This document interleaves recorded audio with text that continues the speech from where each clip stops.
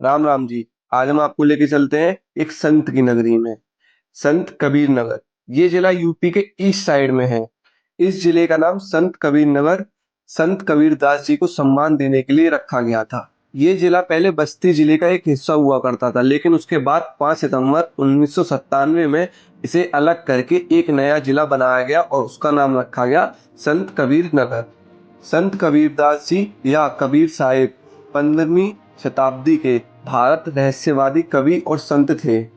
संत कबीरदास जी का जन्म 1398 काशी वाराणसी में हुआ था। संत कबीरदास जी अंधविश्वास और ढोंगी लोगों के अगेंस्ट थे। उन्होंने भारत में कास्ट और फेक रिलीजन को खत्म करने का काम किया। इन्होंने कई सारी किताबें भी लिखी, जैसे बीचक, कबीर, ग्रंथवली, पद्मावत, बानी और भी कई फेमस किताबें हैं इनकी। कबीरदास जी ने बहुत सारे दोहे भी लिखे, लेकिन उनमें से 10 बहुत फेमस दोहे हैं। उनमें से मैं आपको एक दो बताता हूँ। जैसे कि पहला, गुरु गोविंद दो खड़े, काके लागू पाए, बलहारी गुरु आपने, गोविंद दियो बताए। दूसरा, बड़ा हुआ तो क्या हुआ, जैसे पेड़ खजूर, पाथी को छाया नहीं, फल लगे अति दूर। तीसरा, ऐसी बाणी बोलिए मन का आपा कोय, औरन को शीतल करे आपो शीतल होए।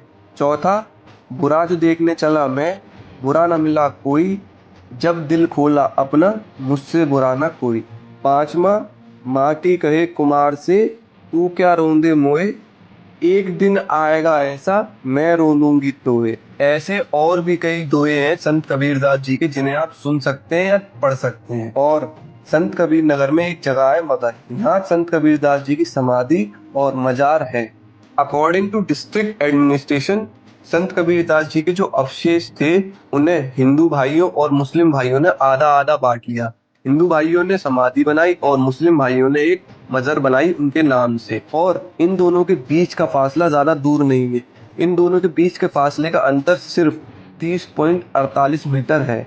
समाधि और मजार इस जिले की हमें ये बताती है कि कबीरदास जी हिंदू और मुस्लिम लोगों के लिए एक अच्छे संत और उनसे जुड़े लोग माने जाते थे। यहाँ के करंट एमपी लक्ष्मीकांत जी हैं, जो कि समाजवादी पार्टी से आते हैं।